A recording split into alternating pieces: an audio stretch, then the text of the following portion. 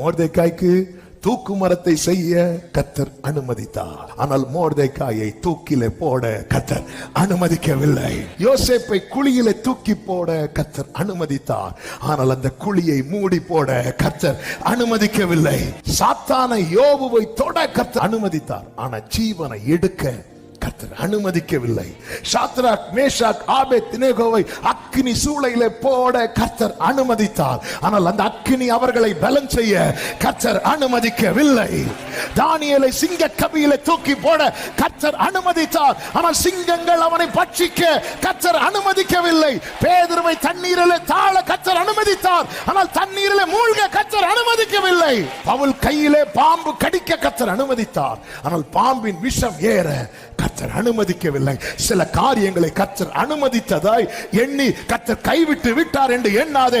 அனுமதிக்காத சில காரியங்கள் இருக்கிறது. என